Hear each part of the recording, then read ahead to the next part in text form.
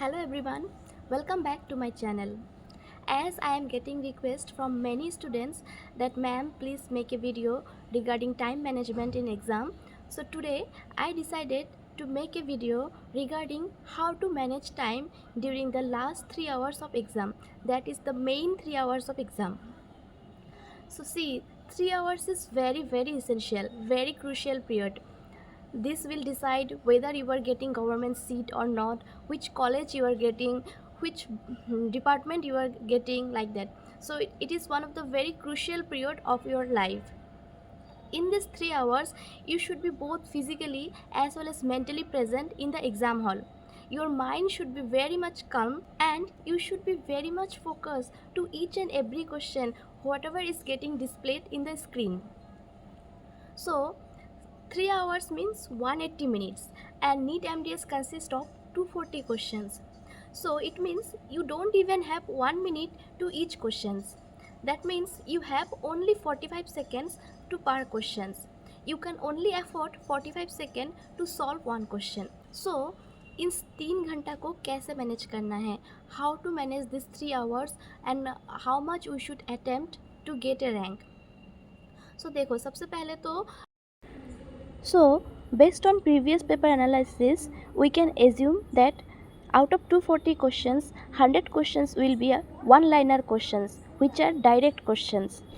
Then 50 to 60 questions you can expect, which are case-based scenario. And then image-based question, you can expect 20 questions minimum, which are image-based question. And then others 50-60 questions will be like average, जो थोड़ा tricky questions होंगे, जो average students level से थोड़े high level होंगे. So almost out of 240 questions almost 90 to 100 questions जो होते हैं डायरेक्ट वन लाइनर होते हैं, जो या तो फिर किसी प्रीवियस पेपर्स के रिपीट से आ जाते हैं या फिर सिंपल वन लाइनर क्वेश्चंस होते हैं, like the questions that is shown here. जैसे देखो, ये डायरेक्ट क्वेश्चन है, Heck's disease is caused by. तो ये डायरेक्ट क्वेश्चन है, वन लाइनर क्वेश्चन है. We can't afford much time for this questions. Directly we can afford only 30 seconds to this questions and we know the answer is human papilloma. So ऐसे questions में आपको time ज़्यादा बिल्कुल नहीं लगानी है.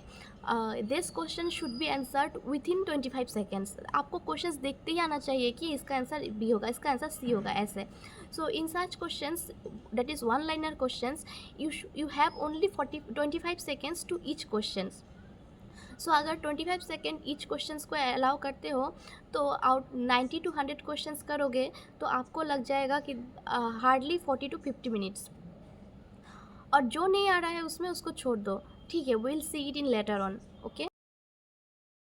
Similarly ये क्वेश्चंस देखो, Fordyce granules is heterotopic collection of. ये भी डायरेक्ट क्वेश्चन है, वन लाइनर क्वेश्चन है. We can afford 30 second to this question, that is सीवेशियस ग्लैंड्स. देन आता है केस बेस्ड सिनेरियो क्वेश्चंस. अगर हम केस बेस्ड सिनेरियो क्वेश्चंस देखें तो 50 to 60 क्वेश्चंस होते हैं जो केस बेस्ड सिनेरियो के ऊपर होते हैं. जैसे कि होते हैं कि a boy 12 years boy living with his parents in A cold climate having this conditions, ऐसे होंगे. तो ऐसे क्वेश्चंस में क्या है, जो वो पूरे हिस्ट्री बताते हैं कि ये 12 years boy living with his parents in cold climate. तो आपको इतना हिस्ट्री नहीं पढ़ना है, तो वो हिस्ट्री को छोड़ना है and try to find out the key points, the highlighted points, the main points पे फोकस करना है कि वो लोग कौन सा चीज़ को हाईलाइट करके बोल रहे हैं, कौन सा इसमें की पॉइंट्स है जो वो मेंशन कर रहे हैं. आपको बस की पॉइंट्स को फाइंड आउट करना है एंड उसके अकॉर्डिंग ही आंसर करना है. तो in such questions you have to take 1 minute per questions. 50 to 60 questions होंगे तो पर क्वेश्चंस को आप 1 minute टाइम दे सकते हो. अब बात करते हैं सिमिलर टाइप ऑफ क्वेश्चंस.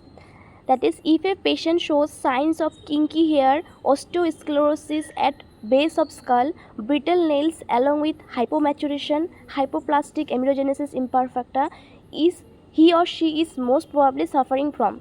जैसे इसको आप में देखने को मिला किंकी हेयर, ऑस्टियोस्क्लेरोसिस, देन आता है hypomaturation and hypoplastic amelogenesis imperfecta. तो these are the key points. You just have to find the key points and answer आपको तभी आना चाहिए कि it will be tricho dento osseous syndrome. And please questions को अच्छे से पढ़ो, ध्यान से पढ़ो.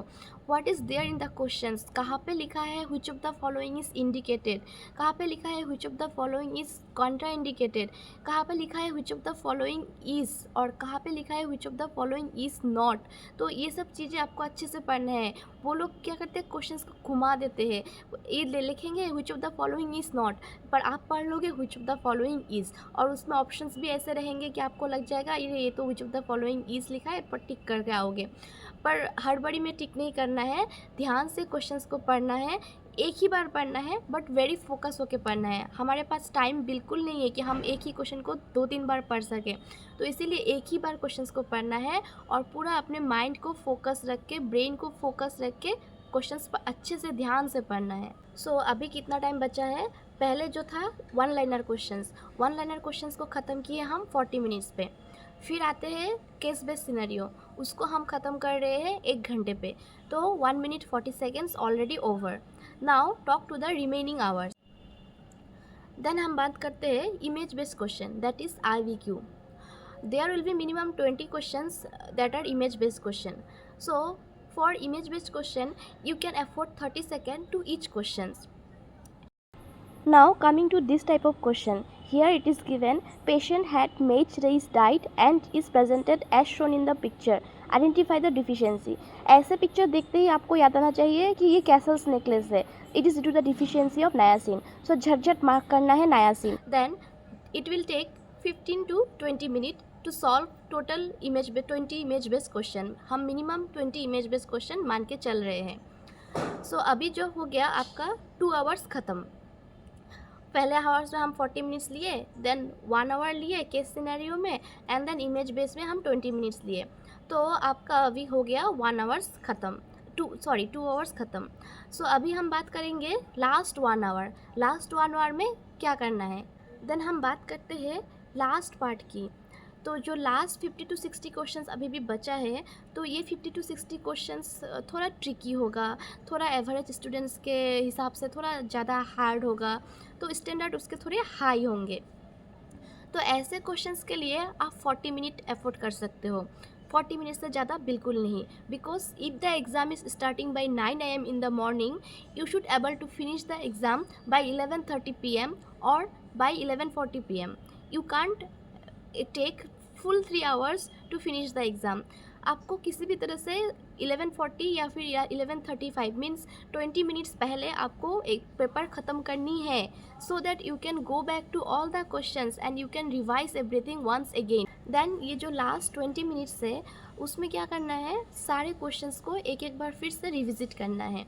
And to those questions you are 100% sure, just take a 5 seconds and leave it. Yes, I am sure to this question, हटाओ next question, like that. And जो भी क्वेश्चंस आपके लेफ्ट आउट हो गए, जिसके आपने आंसर्स नहीं कर पाए हैं, तो उन क्वेश्चंस को आप क्या करो, try to find out any relevant key points, any highlighted points, anything that can give you any some idea of correct answer. So उसके लिए आप ट्राई करो. और whatever is your intuition is saying, जब आप इतने सारे questions कर रहे हो तो आपके अंदर से कुछ इंट्यूशंस आए होंगे कि इसका आंसर बी होगा या फिर इसका आंसर सी होगा. You don't know why the answer is C, but इसका आंसर सी, इतना आपको पता है. So try to find out your intuition. And most of the time क्या होता है, जो भी आंसर आप फर्स्ट रीडिंग में पढ़ के मार्क करते हो वही करेक्ट होता है. So don't try to change your answer unless and until it's a very strong urge from inside to change. Otherwise keep the answer as you feel in your first reading. And in out of 240 questions, how much you should attempt to get selected? So see, out of 240 questions you should always attempt high. You must have to attempt minimum 225 to 235 questions, not less than 225 please.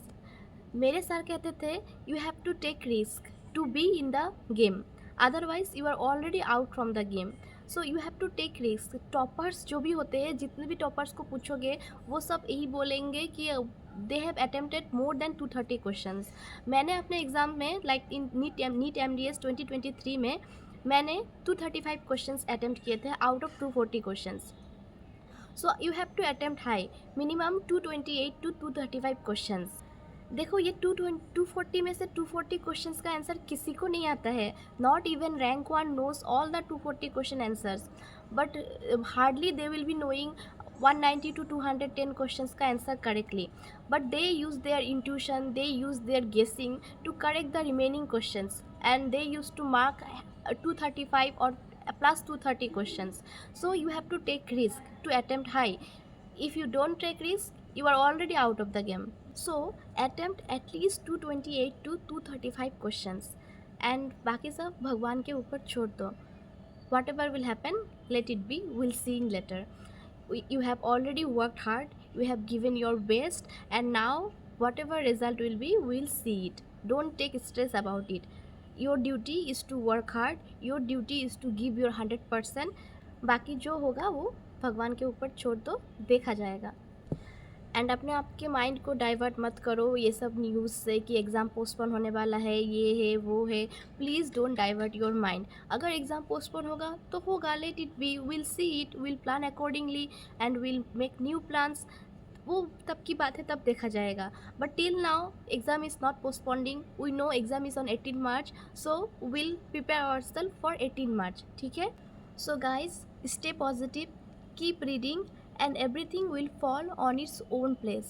Don't take stress. Just keep giving your 100%. So all the best and good night.